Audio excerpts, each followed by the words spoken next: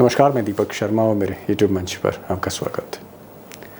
दोस्तों, क्या मोदी जी को इस बात का एहसास होने लगा है कि राहुल गांधी अगर इसी रफ्तार से आगे बढ़ते गए तो मोदी जी के लिए मुसीबतें बढ़ती चली जाएंगी? और क्या इसीलिए आजकल मोदी जी अपने मंत्रियों के जरिए कैबिनेट मिनिस्टर, चीफ मिनिस्टर्स, उनके जरिए राहुल गांधी की घेराबंदी कर रहे हैं? और ये जो मंत्री हैं मोदी जी के, ये राहुल गांधी पर देशद्रोह के आरोप लगा रहे हैं, देशद्रोही कह रहे हैं, और ये कह रहे हैं कि राहुल गांधी पर देशद्रोह का मुकदमा चलना चाहिए। और देश के बाहर जाकर देश की छवि खराब करना, ये देशद्रोह जैसा अपराध है।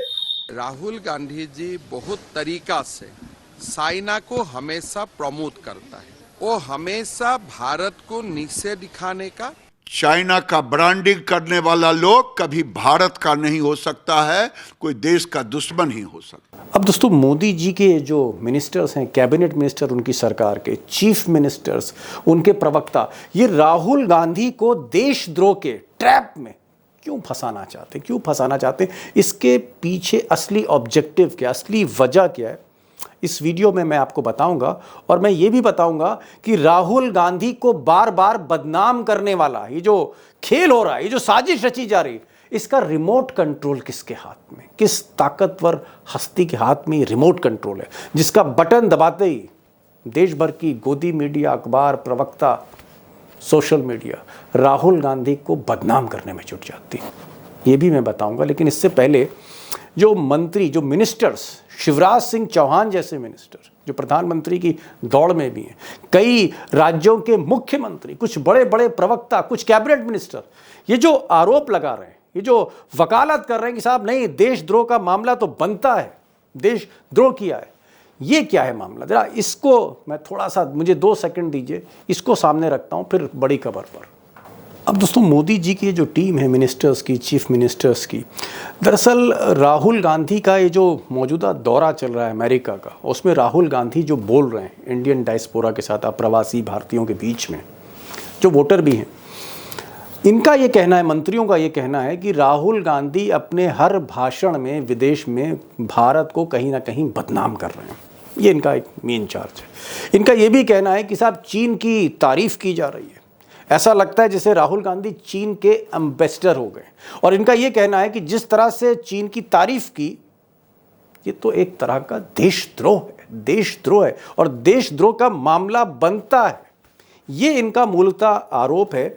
अब अगर आप सच्चाई देखेंगे तो राहुल गांधी ने एक प्रोग्राम में अमेरिका में हाल में, उन्होंने इस तरह की कोई बात नहीं की। उन्होंने अंग्रेजी में बातचीत करते हुए उन्होंने कहा कि साहब, अमेरिका के बाद जो मैन्युफैक्चरिंग हब है, जो उत्पादन है दुनिया भर का, वो चीन में हो रहा है। चीन दुनिया भर को जो है अपने उत्पाद सप्लाई कर रहा है। और भारत का वो जिक्र करते हैं कि भारत में भी घर घर में मेड इन चाइना के प्रोडक्ट्स दिख रहे हैं। राहुल गांधी का जो मतलब है वो ये है कि हमें भी चीन की तरह एक मैन्युफैक्चरिंग ताकत बनना चाहिए, वो ये कह रहे हैं। यहाँ कोई देशद्रोह जैसी बात ही नहीं है, सच्चाई बयां कर रहे हैं वो। Eventually it went to China. And if you look today, China is dominating global production.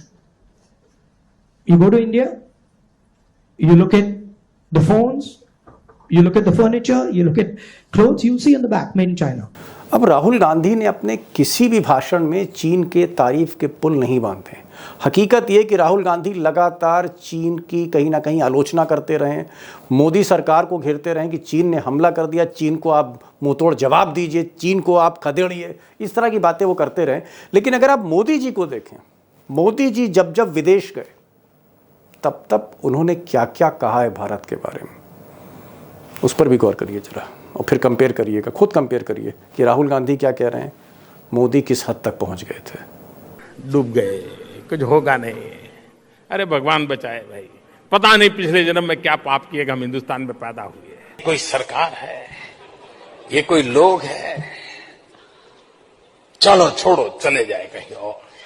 हम दोस्तों मोदी जी की बातें तो मोदी जी की बातें हैं, खैर छोड़िए मोदी जी की बातों को, पुरानी बातों को। जो ये मौजूदा मुद्दा है कि राहुल गांधी को क्यों टारगेट किया जा रहा है, मुकदमे में फंसाने की कोशिश क्यों की जा रही है, कांग्रेस और राहुल को डिस्टर्ब क्यों किया जा रहा है, क्या इसलिए किया जा रहा है क्योंकि जो 4 राज्यों में चुनाव होने जा रहे हैं, कश्मीर और हरियाणा में, जम्मू कश्मीर हरियाणा में पहले लेग में, फर्स्ट फेज़ में, उसके बाद दिवाली के बाद महाराष्ट्र और झारखंड में, और इत्तेफाक से चारों राज्यों में बीजेपी जितने भी सर्वे आ रहे हैं ट्रेल कर रही है, वो चाहे महाराष्ट्र हो, हरियाणा हो, झारखंड हो, जम्मू कश्मीर की तो मैं बात ही नहीं कर रहा हूँ। क्या इस वजह से राहुल गांधी को टारगेट किया जा रहा है कि चुनाव में इसको एक मुद्दा बनाए कि साहब ये देश के खिलाफ मुखालिफ बोलते हैं, बदनाम करते हैं, ये देशद्रोही हैं? क्या इस तरह का एक केस जो है वो बिल्टअप किया जा रहा है राहुल गांधी के अगेंस्ट, क्या ये रीज़न है? और सबसे बड़ा सवाल जो मैंने शुरू में कहा था कि जो बार बार बदनाम करने की जो साजिश होती है, ये जो खेल है जिसमें गोदी मीडिया, अखबार, सोशल मीडिया के तमाम इन्फ्लुएंसर जो शामिल हो जाते हैं, इसका जो रिमोट है वो किसके पास है? मुझे लगता है कि आज बहुत ही रिच पैनल है एक्सपर्ट्स का, ऐसा पैनल जो कांग्रेस को जानते हैं, बीजेपी को जानते हैं, बरसों बरस से जानते हैं। हमारे साथ आज विनोद अग्निहोत्री साहब होंगे, सीनियर जर्नलिस्ट हैं, राजीव गांधी से लेकर राहुल गांधी तक एक बहुत लंबा पीरियड उन्होंने जो है कांग्रेस की कवरेज को दिया है, पॉलिटिक्स को दिया है, वो आज होंगे। कई इंटरेक्शंस उनके राहुल गांधी से, उनसे हम पूछेंगे भाई क्या वजह है। बीजेपी को समझने वाले, बहुत अंदर तक संसदीय राजनीति को समझने वाले उमाकांत लखेड़ा होंगे, 1988 से अब तक संसद को कवर कर रहे हैं। और हमारे साथ आज अशोक वानखेड़े टाइगर भी होंगे, और टाइगर के बारे में आज कुछ खुशखबरी भी मैं आपको दूंगा, वो आगे सुनिएगा। चलते हैं इन तीनों एक्सपर्ट्स के पास। पहला सवाल मेरा टाइगर से, और टाइगर आज सबसे पहले तो आपको मैं सालगिरह की मुबारकबाद दूं, happy birthday to you Tiger, है ना? टाइगर का आज जन्मदिन है और लखेड़ा साहब भी आपका स्वागत कर रहे हैं, अग्निहोत्री साहब भी स्वागत कर रहे हैं, और मैं चाहता हूं जितने भी दर्शक हैं आप बधाई दे सकते हैं टाइगर को, आज उनका जन्मदिन है। तो एक बार फिर से happy birthday to you Tiger. और अब आपसे आज सवाल है, मैंने सोचा कि आपसे ही शुरू करूं, पार्टी हम बाद में लेते रहेंगे आपसे। टाइगर, जिस तरह से राहुल गांधी की घेराबंदी हो रही है, उनका विदेश जाना और एकदम से बौछार हो जाना, और मैं ये वीडियो, ये प्रोग्राम आज इसलिए कर रहा हूं कि बीजेपी का कोई प्रवक्ता राहुल गांधी को देशद्रोही कहता तो हो सकता है मैं प्रोग्राम ना करता, लेकिन शिवराज सिंह चौहान, प्रधानमंत्री मटेरियल जिसे बीजेपी कहती, वो कह रहे हैं देशद्रोह की बात। गिरिराज सिंह, कैबिनेट मिनिस्टर मोदी जी के खास, वो कह रहे हैं, माइक पर, कैमरे पर बोल रहे हैं। हेमंत बिस्व शर्मा, मुख्यमंत्री बीजेपी के असम के, वो कह रहे हैं कि मुकदमा होना चाहिए, देशद्रोही की एक हरकत की है। और जितने भी मंच हो सकते हैं गोदी मीडिया के, अखबारों के, वहां पर भी राहुल गांधी को बीजेपी ने देशद्रोह के कटघरे में आज खड़ा कर दिया। आपको क्या लगता है कि राहुल गांधी से क्या अब इतना डर हो गया है मोदी और शाह को कि देशद्रोह तक पहुंच गई बात? देखिए, राहुल गांधी का विदेश जाना, राहुल गांधी का वहां स्वागत होना और राहुल गांधी की बात सुनी जाना, इससे भाजपा बौखलाई गई। वैसा देखा जाए तो राहुल गांधी इनके बैक ऑफ द माइंड 24 घंटे है। ये राहुल गांधी को कहते कि इसकी कोई औकात ही नहीं है, इनका कोई स्टैंडिंग ही नहीं है, लेकिन 24 घंटे राहुल गांधी के इर्द गिर्द ये घूमते रहते हैं। ये वस्तुस्थिति है। राहुल गांधी पे आरोप लगाया देशद्रोह का, बिल्कुल होना चाहिए। यदि देशद्रोह का काम किया है तो राहुल गांधी कोई दूध के धुले नहीं है, या कोई राहुल गांधी कोई भगवान नहीं है, अजन्म में नहीं है, वो भी नॉर्मल ह्यूमन बीइंग है। देशद्रोह किया तो लगना चाहिए, लेकिन देशद्रोह की परिभाषा क्या? ये कुपमंडू में बैठे हुए लोग ये जानते नहीं है, एक ग्लोबल इकोनॉमी है। क्या चाइना की ग्रोथ हमारे कहने से हो रही है? कि चाइना की ग्रोथ इंटरनेशनली सबको पता है, भारत का रुपया गिरा है, और यदि ये बात राहुल गांधी ने कही तो इसमें बेइज्जती काय को हो गई? राहुल गांधी थोड़ी इन्फॉर्म कर रहे हैं, पूरे विश्व को मालूम है इंडिया के रुपए की कीमत क्या है। इन लोगों को तब शर्म नहीं आती जब आपका $1 अरब का घाटा है चाइना के साथ इंपोर्ट और एक्सपोर्ट में। इतना ज्यादा इंपोर्ट करता है। राहुल गांधी ने सही कहा कि यदि चाइना से इंपोर्ट बंद करना देगा तो देश रुक जाएगा हमारा। स्वदेशी मूवमेंट की बात करने वाले ये लोग, चाइना को गाली देने वाले लोगों को शर्म आनी चाहिए। अपने देश में चाइना का इंपोर्ट होता क्यों है? कैसे होने दे रहे हैं? चाइना का इंपोर्ट बैन करे यदि चाइना से इनको इतनी प्रॉब्लम है तो देश चला के दिखाए। राहुल गांधी ने वही बोला जो इंटरनेशनल एजेंसीज ने टाइम टाइम पे सर्वे दिया है। कोई राहुल गांधी ने कोई नई बात नहीं कही। जो देश 85 करोड़ लोगों को अनाज नहीं दे तो लोग भूखे मर सकते हैं, वो देश है, इस देश की स्थिति है। रात को भूखे सोने वालों का देश है ये। उसके बाद भी हम कहेंगे कि हम चाइना से आगे हैं। राहुल गांधी ने चाइना की तुलना भारत की यदि इकोनॉमिकल ग्रोथ के साथ की तो अपने जगह पे है, लेकिन क्या चाइना हमारा दुश्मन है और चाइना ने जमीन हड़काई नहीं है? क्या इस नरेंद्र मोदी के रिजिम में अपनी जमीन उनके अंडर नहीं है? क्या नो मैंस लैंड को अपनी लैंड बता के नो मैंस लैंड अपने इंडिया में पुश नहीं की है? क्या लद्दाख की गोचर की जमीन आज नो मैंस लैंड में नहीं गई है? क्या ये सारी चीजें लोगों के सामने नहीं है? कौन झूठ बोल रहा था चाइना को लेकर? और चाइना का प्रेम तो राहुल गांधी ने तो चाइना के खिलाफ बोला है, चाइना के नेताओं को झूले में झुलाया नहीं है। ये कुपड़ जमात है, इनको ये पता नहीं राष्ट्रद्रोह किसको कहते हैं। शिवराज सिंह जी से अपेक्षा नहीं थी। हेमंत विश्व शर्मा तो एक लाइन पे चलता है, उनको कुछ लेना देना नहीं है। उनको सिर्फ अपने आप को प्रूव करना है कि वो योगी से भी बड़े हिंदुत्व के और बीजेपी के और संघ के दरबारदार है, और इसीलिए सुबह से शाम तक राहुल गांधी को गाली देना ये उनका काम बचा है। एक मंत्री जो इस वाचाल वक्तव्य के लिए जाना जाता है, गिरिराज सिंह, लेकिन मुझे ये अपेक्षा शिवराज सिंह से नहीं थी। शिवराज सिंह शिवराज सिंह क्यों, शिवराज सिंह आज मोदी और शाह को चापलूसी क्यों कर रहे हैं? शिवराज सिंह चापलूसी नहीं कर रहे। शिवराज सिंह को यह पता पड़ गया कि यदि इस देश का प्रधानमंत्री बनना है तो बिना सर पर की बात करनी होगी, अपने आप को उस लेवल पे लाना होगा, अपने आप को कुपड़ घोषित करना होगा। ये उसका प्रयास है उनका बताने का कि मैं भी कुपड़ हूं, अब प्राइम मिनिस्टर बन सकता हूं। इससे ज्यादा मेरे को कुछ और दिखता नहीं। कौन गया भाई? प्रधानमंत्री के वेबसाइट पे लिखा हुआ था कि प्रधानमंत्री चाइना गए जब मुख्यमंत्री थे तब, और चाइना जाके बगैर गवर्नमेंट ऑफ इंडिया को कॉन्फिडेंस में लिए हुए वहां पर जो स्मगलर अटके हुए थे गुजरात के, कुछ को सजा हो गई थी, कुछ के ऊपर ट्रायल चल रही थी, सबको छुड़वा के लेके आए। तो चाइना के संबंध किसके साथ है? नरेंद्र मोदी जी के साथ है जी, कि नरेंद्र मोदी जी के हैं कि राहुल गांधी के हैं? राहुल गांधी ने चाइना को कटघरे में खड़ा कर दिया तब आपको तकलीफ। अब राहुल गांधी ने कहा भारत की तुलना में चाइना ग्रोथ कर रहा है तो आपको तकलीफ। झूठ बोलना जिनकी फितरत हो उनको सच्चाई सुनने में तकलीफ होती है। दीपक भाई आ रहा हूं टाइगर, आ रहा हूं आपके पास। जरा मैं लखेड़ा साहब के पास जा रहा हूं, उसके बाद मैं विनोद जी के पास आऊंगा। लखेड़ा साहब, ये जो हमला हो रहा है राहुल गांधी पर, शिवराज सिंह चौहान कर रहे हैं, गिरिराज सिंह कर रहे हैं, चीफ मिनिस्टर असम कर रहे हैं, बाकी भी चीफ मिनिस्टर आगे पीछे बोलेंगे, तो ये क्या चीफ मिनिस्टर के लेवल पर या शिवराज सिंह चौहान के लेवल पर या भाजपा के जो प्रवक्ता हैं अपने लेवल पे कर रहे हैं, या सारा खेल मोदी और शाह? इसके पीछे कौन है? ये जो अटैक है, इस अटैक के पीछे सोच किसकी है? क्या इसके पीछे हिरेन जोशी हैं जो मोदी जी के इसके पीछे है कौन? मोदी शाह है, ऐसा होता है, या ये शिवराज सिंह अपनी मर्जी से बोल रहे हैं? भारतीय जनता पार्टी एक कवर फायर करती है। कवर फायर का मतलब जो दिखाई ना पड़े, धुआं उड़ाना, कवर फायर करना। से एक दुश्मन दूसरे दुश्मन के खिलाफ कवर फायर करता है। कवर फायर का मतलब है कि लोगों को जुड़ाया जाता है कि आप यहां से गोला बारूद करो, यहां से फेंको, और इस सब का रिमोट कंट्रोल पीएमओ में।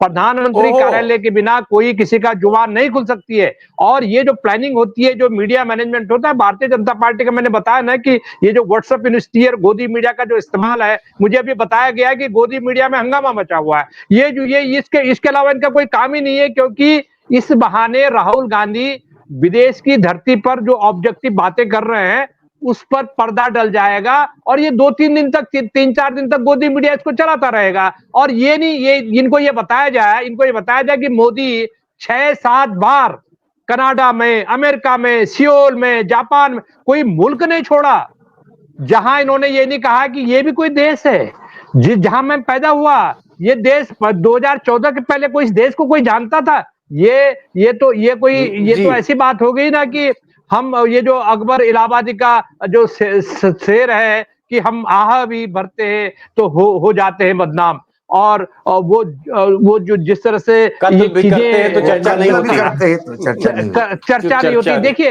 नहीं। ये दोहरे मानदंड दोहरे। जो इनके हैं, वो दोहरे जी। मानदंड, डबल स्टैंडर्ड इनकी यूएसपी है। और इसी घोड़े पे सवार होकर के ये चाहते हैं कि देश के जो बुनियादी सवाल हैं, इनके जो विफलताएं हैं, जी। इनकी जो नाकामियां हैं, ये विधानसभा चुनाव में डूब रहे हैं, जहाज डूब रहा है, तो उन नाकामियों जी। पर पर्दा डालने के लिए कुछ तो हंगामा करना है, जिसको जी, कहते जी, हैं जी। चोर मचाए शोर। श्योर। नहीं, आपने बड़ी बात कही। एक बड़ा तोहमत मैं कहूंगा या आरोप कहूंगा आपकी तरफ से। आपने कहा कि जितना भी कैंपेन है, जो अटैक हो रहा है, कारपेट बॉम्बिंग हो रही है राहुल गांधी पे, इसका रिमोट प्राइम मिनिस्टर ऑफिस में, यानी इसका जो एजेंडा सेट किया है वो प्राइम मिनिस्टर ऑफिस के जरिए हुआ। भले ही वो उनके जो मुख्य सलाहकार हैं, मीडिया सलाहकार हिरेन जोशी हैं, जो भी हैं, लेकिन लखेड़ा साहब का कहना है कि इसके पीछे गुजरात लॉबी है। गुजरात लॉबी ने ही एजेंडा सेट किया, जिसको फॉलो शिवराज सिंह चौहान या बीजेपी के चीफ मिनिस्टर्स या फिर गोदी मीडिया के एंकर्स कर रहे हैं। एक सवाल आपसे मैं पूछना चाहूंगा विनोद जी। एक तो कई दिन के बाद आए, बहुत बहुत स्वागत आपका। इतने बरसों से आप कांग्रेस को भी देख रहे हो, सरकार भी देख रहे हो, बीजेपी को भी देख रहे हो, और राहुल गांधी की आपने ट्रेजेक्टरी को बढ़ते हुए भी देखा है विनोद जी। क्या राहुल गांधी अब वाकई एक थ्रेट हैं बीजेपी के लिए, मोदी के लिए? क्या मोदी जी की कुर्सी के लिए अब वाकई राहुल गांधी एक बहुत बड़ा खतरा बन गए हैं, जिसकी वजह से ये हमले हो रहे हैं? मैं ये कह रहा था कि राहुल गांधी जब 2014 के बाद जब उनको पप्पू बना दिया गया था तथाकथित रूप से मीडिया और सोशल मीडिया में, तब भारतीय जनता पार्टी और उनके रणनीतिकारों को लगता था कि मोदी जी के मुकाबले अगर विपक्ष में कोई रहेगा तो राहुल गांधी को ही रखना चाहिए, जिससे मोदी जी का पलड़ा जो है बहुत भारी रहे। और उनकी तुलना में राहुल गांधी को चूंकि एक हास्य के रूप में लिया जाता था, तो एक गैर पप्पू कहा जाता था उनको। हाँ, एक अगंभीर व्यक्ति के रूप में तो मुकाबला इस तरह का। और इसीलिए तब राहुल गांधी कुछ भी बोलते थे तो तुरंत भारतीय जनता पार्टी के तमाम प्रवक्ता, तमाम नेता उन पर हमला करते थे और उनको मोदी जी के सामने एक विपक्ष के चेहरे के रूप में पेश करते थे। वो उनकी रणनीति का हिस्सा था। लेकिन भारत जोड़ो यात्रा के बाद जो राहुल गांधी का कद और उनका व्यवहार और व्यक्तित्व और उनमें परिपक्वता आई और जो बदलाव आया, उनकी स्वीकृति बढ़ी, और जिस तरह सारे सर्वेक्षणों ने भी दिखाया कि वो कैसे लोगों में उनकी लोकप्रियता बढ़ी, और उसके बाद 2024 के लोकसभा चुनाव के जो नतीजे हैं, उन्होंने भी राहुल गांधी के कद में इजाफा किया। और उससे राहुल गांधी को देश भी गंभीरता से लेने लगा और विदेश में भी गंभीरता से लिया जाने लगा, और भारतीय जनता पार्टी भी गंभीरता से लेने लगी है। तो और दूसरी बात ये, दीपक जी, ये केंद्र की सरकार किसकी है? कोई बीजेपी की तो है। तो अगर वाकई वो देशद्रोही है तो आप मुकदमा करो और सुप्रीम कोर्ट में फैसला हो जाएगा। वो भी वो नहीं करेंगे, उन्हें मालूम है कि कहीं वो टिकेगा नहीं। वो खाली पब्लिक परसेप्शन में आप एक ऐसी इमेज बना दीजिए कि अरे लोगों के मन में जो एक आम आदमी है जो बहुत तकनीकी चीजें नहीं जानता है, अरे ये तो चीन का समर्थन कर रहे हैं, ये तो चीन का फेवर कर रहे हैं, इस तरह की बात करने का ये एक रणनीति है। क्योंकि राहुल गांधी के खिलाफ और तो कोई मामला है नहीं आपके पास। जी तो जी जी, बड़ी बात विनोद जी ने कही। विनोद जी ने कहा कि भाई लीडर ऑफ अपोजिशन की हैसियत से अगर इंटेलिजेंस ब्यूरो या देश का रक्षा मंत्रालय राहुल गांधी को कुछ सीक्रेट्स ब्रीफ करे, और वो जो ब्रीफ सीक्रेट है वो कहीं विदेश में बोलते, तो देशद्रोह की बात सोची जा सकती। लेकिन राहुल गांधी अपना पॉइंट ऑफ व्यू रख रहे हैं, जो हिंदुस्तान की पब्लिक में रखते हैं वही point of view Indian diaspora, यानी जो अप्रवासी भारतीय हैं, जिसमें अधिकांश वोटर हैं, उनके परिवार वोटर हैं जो वोट करते हैं, उनको जब वो एड्रेस करेंगे तो जो पॉइंट ऑफ व्यू यहां पर है वो वहां पर भी देंगे, ये इनका कहना है। दूसरा विनोद जी का कहना है कि उन्होंने सारा भाषण सुना, उनको राहुल गांधी में ऐसी कोई बात नहीं दिखी जो देशद्रोह या उसकी तरफ इशारा करती हो। मैं आ रहा हूं टाइगर के पास। टाइगर, चलिए राहुल गांधी छोड़िए, देशद्रोह छोड़िए, तो बीजेपी का जब प्रोपोगंडा है तो हम इसको नहीं बढ़ाएंगे। मुझे आप ये बताइए, आपने महाराष्ट्र का दौरा किया, सारे जिले आपने देखे महाराष्ट्र के, ग्राउंड सिचुएशन आपको पता है, हरियाणा की ग्राउंड सिचुएशन पता है, और आप रांची भी जाते रहते हैं।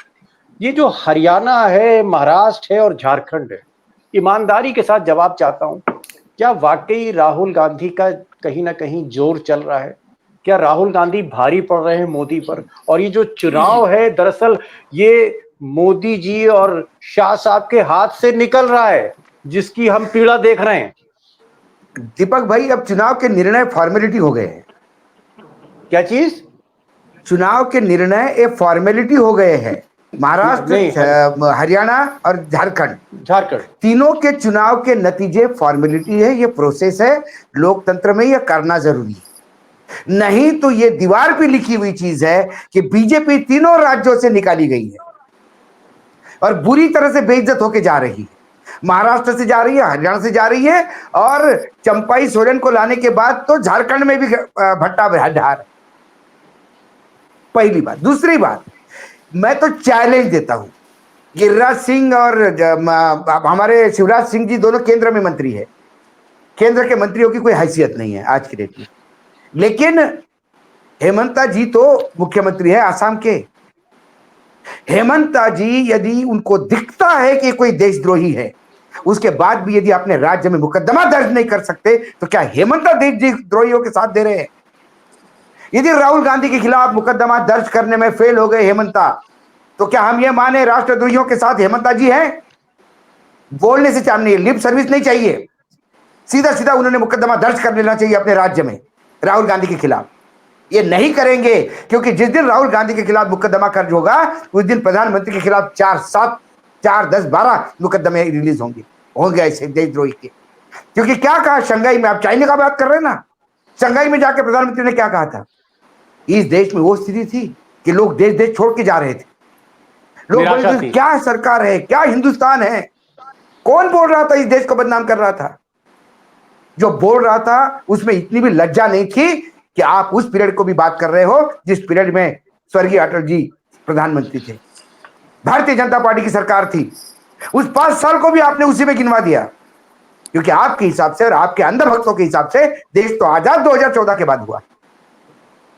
ये कुपड़ है, इन्हें अक्ल नहीं है। ये कम से कम झूठ बोले, किसी को बदनाम करे तो थोड़ा ढंग से करे, ताकि आदमी बदनाम भी हो। ये लोग हंस रहे हैं इनको आज, राहुल गांधी के ऊपर देशद्रोह। भाई किसने रोका आपको? ताकत 56 इंच की सीने की सरकार है केंद्र में। राहुल गांधी ने देशद्रोह किया, आपको लगता है तो आप तुरंत कहो। और यदि राहुल गांधी ने देशद्रोह नहीं करने के बाद भी आप ये बोल रहे हो, तो आप कितने लो आईक्यू के हो? आप केंद्र में मंत्री बनने लायक हो? आप किसी को भी राष्ट्रद्रोही कहते हैं? जबान में हड्डी नहीं तो किसी को भी बोलोगे आप? वो लीडर ऑफ अपोजिशन है, देश का संवैधानिक पद पर बैठा हुआ व्यक्ति है, उसके खिलाफ आप आरोप करोगे तो आपको सिद्ध करने होंगे। और कांग्रेस मूर्खतापूर्ण है, उसको जवाब दे रही है कि नहीं राहुल जी ने ऐसा नहीं कहा, ऐसा नहीं कहा। कांग्रेस ने कटघरे में खड़ा कर देना चाहिए। आप में हिम्मत है तो एफआईआर दर्ज करिए राष्ट्रद्रोह का, देखिए कोर्ट में कहां स्टैंड होता है। और फिर उसके तहत जितना बोला है अभी तक मोदी जी ने बाहर, वो सारा की सारे वीडियो अभी भी आपको यूट्यूब पे दिख जाएंगे, जो देश का मजाक उड़ाया उन्होंने कि देश किस स्थिति में था। ये उस स्थिति में देश था जिस स्थिति में मोदी जी चाय बेच के प्रधानमंत्री बने। Got the point. एक प्रोपोगंडा बता रहे हैं, टाइगर कह रहे हैं कि प्रोपोगंडा इसके सिवा कुछ भी नहीं है। और ये प्रोपोगंडा भी कुपड़े लोग कर रहे हैं। अरे थोड़े से दिमाग लगा के प्रोपोगंडा करो यार, ताकि लोगों को लगे तो सही थोड़ा बहुत सच उसमें। और एक आपने बड़ी बात कही, आपने कहा कि अगर हेमंत बिस्व शर्मा या शिवराज सिंह चौहान, एक चीफ मिनिस्टर है, एक कैबिनेट मिनिस्टर है और एक प्रधानमंत्री की दौड़ में, अगर ये देशद्रोह कह रहे हैं तो इनको सीधे सीधे एफआईआर करानी चाहिए, क्योंकि अगर इतना संगीन आरोप है तो उसको एफआईआर इनको करानी चाहिए। लेकिन वो डर है क्योंकि तथ्य नहीं है। लखड़ा साहब, एक चीज यहाँ पर पूछूंगा, क्या राहुल गांधी को जिस तरह से आप देख रहे हैं पिछले 15-16 सालों से, वर्षों से राहुल गांधी आपके वॉच पर है, कई आपने स्टोरीज करी, कई एनालिसिस देखी, क्या राहुल गांधी जैसा कि अग्निहोत्री साहब कह रहे थे काफी बदल गए हैं?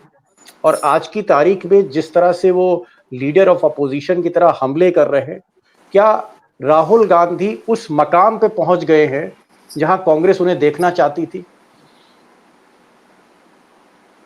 निश्चित रूप से देखिए, राहुल गांधी अगर केरल में, देश का एक कोना दक्षिण का केरल है, वहां कोई घटना घटती है तो राहुल गांधी वहां भी उतने ही पॉपुलर हैं जितनी पॉपुलर भारत जोड़ो यात्रा में, जब वो जम्मू कश्मीर के में अपनी यात्रा का समापन करते हैं तो हजारों लोग, लाखों लोग, सैलाब उनको देखने के लिए सड़कों पर उतर जाता है बर्फबारी के बीच में। और राहुल गांधी बर्फबारी के बीच में आधा घंटा 45 मिनट तक बिना हिले डुले भाषण देते हैं। तो अकेला युवा नेता है जो देश को मिला है। तो कांग्रेस पार्टी की देखिए, कांग्रेस पार्टी की नीतियों से किसी का मतभेद हो सकता है, हम चारों का भी मतभेद हो सकता है और रहा है, लेकिन मैं ये मानता हूं कि आज पैन इंडिया स्तर पर, अखिल भारतीय स्तर पर देश को कोई जानता है, समझता है, समस्याओं का समाधान, चाहे वो खेत में, चाहे वो मोची के पास, चाहे वो कारपेंटर के पास, चाहे वो मिस्त्री के पास, चाहे वो महिलाओं की समस्याएं सुन रहे हैं, उनके झोपड़ी में घुस रहे हैं। तो ये जो चीजें हैं, तो आज जो राहुल गांधी 15 साल 20 साल पहले जो राहुल गांधी था, और आप ये देखिए ना कि प्रधानमंत्री बनने से राहुल गांधी को 2009 में कौन रोक रहा था। हमने उस पर स्टोरी की थी कि अनविलिंग है मनमोहन सिंह, वो प्रधानमंत्री नहीं बनना चाहते, वो बटन सौंपना चाहते हैं कि भाई युवा नेता है राहुल गांधी। उन्होंने प्रधानमंत्री का पद स्वीकार ही नहीं किया। उन्होंने कहा नहीं, मुझे नहीं बनना। आप ये बताइए कि वो उनको प्रधानमंत्री, भूतपूर्व प्रधानमंत्री तो लगा रहता ना उनके पीछे, कोई रोक सकता था? वो आदमी ने प्रधानमंत्री पद को ठुकराया। वो आदमी हार के बाद भी कांग्रेस पार्टी का 2019 में पद छोड़ दिया। प्रधानमंत्री मोदी ने क्या 2000 बुरी तरह हारने के बाद 2024 में जो 400 पार के नारे लगा रहे थे, वो 2040 में लटक गए। क्या उन्होंने देश की जनता से माफी मांगी कि जो मैं झूठ बोला, जो मैंने कहा कि चीन की सीमा से ना कोई आया है ना कोई गया है, सारी दुनिया कह रही फौज मर गई वहां, हमारे जाबाज सैनिक मर गए। आप कह रहे कि बहुत हुआ अत्याचार महिलाओं के खिलाफ, अब की बात मोदी सरकार, क्या महिलाओं पर अत्याचार खत्म हो गए? तो सवाल ये है कि देशद्रोह की जो आरोप ये राहुल गांधी पे लगा रहे हैं, देशद्रोह के जो आरोप लगा रहे हैं, तो उसकी आप परिभाषा तो तय कर लीजिए।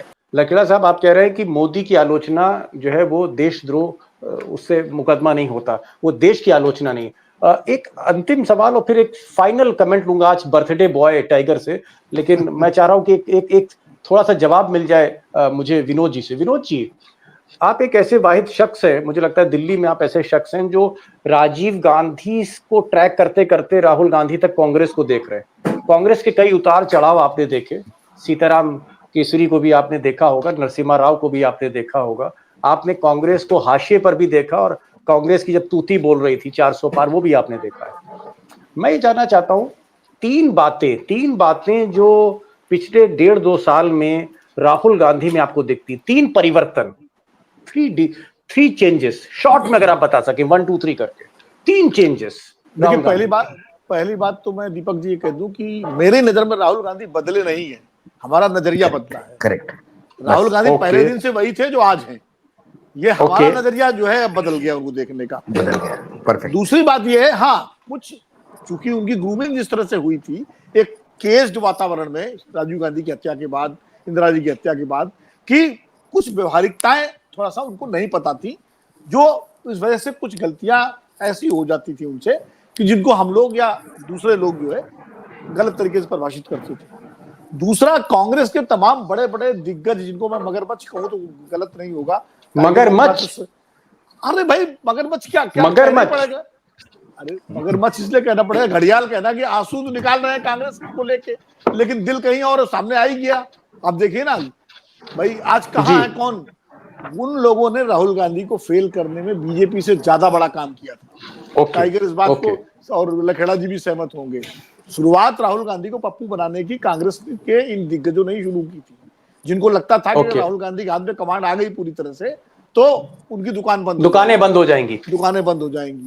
अब जाकर के बड़ी लंबे संघर्ष के बाद उनसे राहुल गांधी ने अपने को मुक्त किया है, करीब करीब काफी हद तक, और अब वो जो है जैसे कहते हैं पॉलिटिक्स इन कमांड, उस पोजीशन पे है। वरना राहुल गांधी जो फैसला करते थे उसको बदलवा देते, और जब बदलवा देते थे तो राहुल गांधी को उससे दिक्कत होती थी, और वो फिर कुछ दिन के लिए अज्ञातवास में चले जाते थे और रिलेक्टेंट होते, तब कहा जाता था पॉलिटिक्स रिलेक्टेंट पॉलिटिशियन है।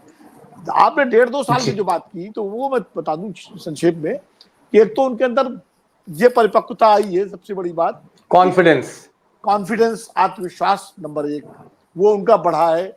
उनकी ऑरेटरी पहले से बहुत बेहतर हुई है, वो बिना पढ़े, बिना लिखा हुआ पढ़े भी वो बोलते हैं, जैसे दूसरे नेता बोलते हैं। तीसरी बात ये है कि उन्होंने अपने को ज्यादा ओपन किया है, ज्यादा पहले मिलते थे पहले भी, लेकिन सिलेक्टेड लोगों से मिलते थे। अब उन्होंने कम से कम पार्टी के स्तर पर भी अपने को बहुत ओपन किया है। दीपक जी, एक बात और कह के मैं इस बात को करूंगा कि राहुल गांधी ने में एक सबसे बड़ी बात जो और आई है वो ये आई है कि उन्होंने ये जता दिया है कि पद के लालची वो नहीं हैं। वो तो ठीक है 2014 से पहले प्रधानमंत्री बन सकते थे लेकिन नहीं बने, उसको कुछ लोग कहते हैं कि लड़कपन भी था, लेकिन कांग्रेस अध्यक्ष पद उन्होंने जिस तरह छोड़ा 2019 में, और उसके बाद पूरी पार्टी लगी रही, लेकिन उन्होंने नहीं लिया और ये भी कहा कि मैं न मेरे परिवार से कोई लेगा। तो आज मल्लिकार्जुन खड़गे जब अध्यक्ष हैं तो जो परिवार का आरोप था कि खाली गांधी का कांग्रेस का अध्यक्ष बनेगा, वो अपने आप पब्लिक में धुंधला हो गया, कमजोर हो गया, नरक पड़ गया। तो ये सब चीजें हैं जो काफी चेंजेस हैं, काफी चेंजेस हैं और एक कॉन्फिडेंस आया है। 24/7 पॉलिटिक्स है राहुल गांधी की और कमांडिंग पोजीशन पे हैं, कमांडिंग डिसीजंस वो आज ले रहे हैं। एक टाइगर लास्ट एक आपसे बस प्रतिक्रिया चाह रहा था। मैंने कहा कि आज बर्थडे बॉय से ही शुरू करूंगा, बर्थडे बॉय पर ही खत्म करूंगा। क्या ये जो पूरा प्रोपोगेंडा है जिसको लखेड़ा साहब कह रहे हैं कि साहब प्राइम मिनिस्टर ऑफिस वहीं से ये सारा खेल हो रहा है, क्या ये उल्टा दांव पड़ सकता है? देशद्रोही देशद्रोही देशद्रोही कहना बिल्कुल उल्टा दांव पड़ सकता है। दो चीजें हैं। मैं चुनाव के परिप्रेक्ष्य में पूछ रहा हूँ। चुनाव के परिप्रेक्ष्य में मैं बिल्कुल बोलता हूँ। दो बड़ी चीजें क्लियर कट है। मैं 100% सहमत हूँ इससे। वो कभी पप्पू थे नहीं। राहुल गांधी को देखने का नजरिया हम लोगों का बदल गया है, जनता का बदल गया है। भारत जोड़ो यात्रा से राहुल प्रगल्भ नहीं हुए हैं। जनता को समझ में आ गया कि राहुल जी हमारे बीच में भी आ सकते हैं। फर्क उतना ही है। राहुल वैसे ही थे, पहले भी अंडरस्टैंडिंग थे, आज। अच्छा, एक चीज और बता दीजिए, आज बर्थडे में मैं रिटर्न गिफ्ट आपसे मांग रहा हूं। मैं चाहता हूं बड़ा खुलासा कर दीजिए। प्रधानमंत्री ऑफिस में भी आपके सूत्र हैं, मुझे मालूम है, उसका खंडन मत करिएगा। प्रधानमंत्री ऑफिस में भी आपके सोर्सेज हैं। ये बताइए, आप पप्पू का नाम सुन के रिएक्शन मोदी जी का क्या होता है? सूत्र क्या बता रहे हैं आपको प्रधानमंत्री ऑफिस के? प्रधानमंत्री का ऐसा है कि मैं तो 30 सेकंड लूंगा इसमें। जब औरंगजेब महाराष्ट्र में घुसा, 28 साल रहने के बाद भी मराठों को हरा नहीं पाया। संभाजी महाराज की हत्या हुई, दूसरे महाराज की हत्या हुई, मतलब मौत हो गई। ताराबाई ने गद्दी संभाली, लेकिन मराठा साम्राज्य उनके सामने झुक नहीं रहा था। तब हमारे यहाँ दो धनाजी संताजी, दो बड़े सेनानी थे।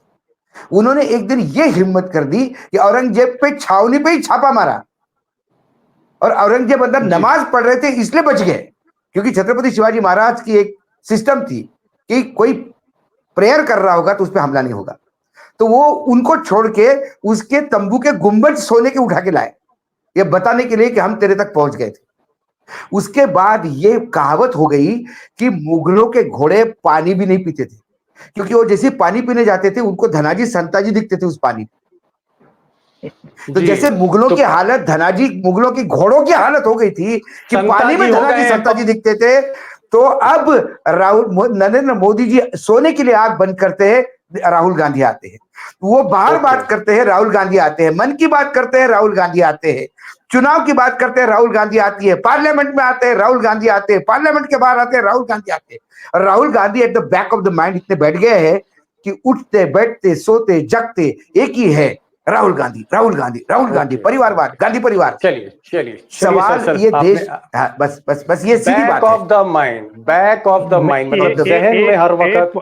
जी, एक पॉइंट में छोटा सा लेकिन जल्दी 30 सेकंड, ये है कि हाँ, एक पॉइंट है कि देखिए, आज ऐसा लगता है कि जिस तरह से कोहराम मचा हुआ है भारतीय जनता पार्टी में, उससे ऐसा लगता है कि पूरी सरकार को राहुल गांधी चला रहा है। राहुल गांधी बोलते हैं और बिजली के बटन जो से ऑन और होता है तो यहाँ ट्यूबलाइट जल जाती है।